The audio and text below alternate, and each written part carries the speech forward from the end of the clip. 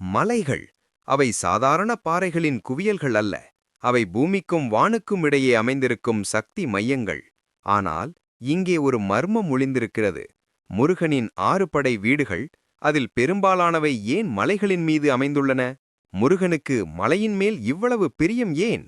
அது வெறும் தற்செயமா, அல்லது அதன் பின்னால் ஒரு பெரிய ரகசியம் ஒளிந்திருக்கிறதா? இன்று அந்த மர்மத்தை உடைக்கப் போகிறோம். வெறும் 3 நிமிடங்களில் நீங்கள் அறிந்திராத பல சுவாரஸ்யமான உண்மைகளை அள்ளித்தரப் போகிறோம். ஒரு நொடி கூட ஸ்கிப் செய்யாமல் பாருங்கள்.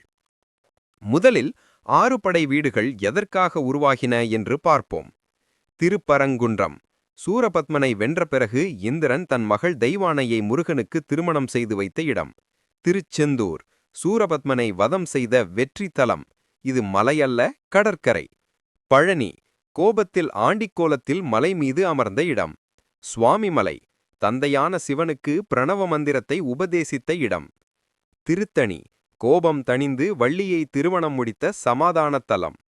பழமுதிர்ச்சோலை. அவ்வைக்கு கனி கொடுத்த இளமையான தலம். வெற்றி. கோபம், ஞானம், காதல், அமைதி. முருகனின் வாழ்க்கைப் பயணத்தின் முக்கிய திருப்புமுனைகளே இந்த 6 இடங்கள்.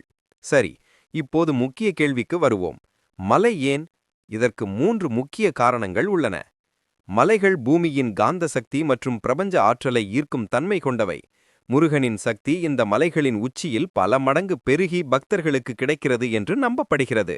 ஒரு மலை மீது ஏறுவதே ஒரு தவம் போல் நம் உடலை சுத்தப்படுத்துகிறது. பழங்காலத்தில் மலைகளின் உச்சியில் அமைந்த கோவில்கள் இயற்கையாகவே ஆரவாரமற்ற தூய்மையான சூழலில் இருந்தது.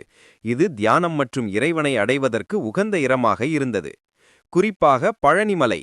உலக சுகங்களை வெறுத்து மலை மீது ஏறி ஆண்டிக்கோலத்தில் அமர்ந்ததன் மூலம் முருகன் ஞானத்தையும் எளிமையையும் போதிக்கிறார். மலை ஏறுவது என்பது நான் என்ற அகந்தையை குறைத்து இறைவனை அடையும் பாதையை குறிக்கிறது. இந்த மலைகள் வெறும் இடங்கள் அல்ல, அவை முருகனின் சக்தியையும் ஞானத்தையும் அன்பையும் நமக்கு வழங்கும் படைக்கலன்கள். எனவே முருகனின் படைவீடுகள் மலையின் மேல் அமைந்திருப்பதன் காரணம் வெறும் வரலாறு அல்ல, அதன் பின்னால் ஆன்மீகம், அறிவியல் மற்றும் ஆழமான தத்துவம் ஒளிந்திருக்கிறது. அடுத்த முறை நீங்கள் ஒரு மலைக்கோவிலுக்கு செல்லும்போது அதன் முக்கியத்துவத்தை உணர்ந்து செல்லுங்கள். இந்த சுவாரஸ்யமான தகவல் உங்களுக்கு பிடித்திருந்தால் மறக்காமல் லைக் செய்து உங்கள் நண்பர்களுடன் பகிர்ந்து கொள்ளுங்கள். நாம் முருகனின் கோவில்கள் மலையில் ஏன் உள்ளன என்று பார்த்தோம். ஆனால் முருகனின் படைவீடுகளில் திருச்செந்தூர் மட்டும் ஏன் கடலுக்கு அருகில் உள்ளது? நீங்கள் இதை பற்றி அறிய ஆர்வமாக இருந்தால் கமெண்டில் தெரியவையுங்கள். அடுத்த வீடியோவில் அதற்கான ரகசியத்தை உடைக்கப் போகிறோம்.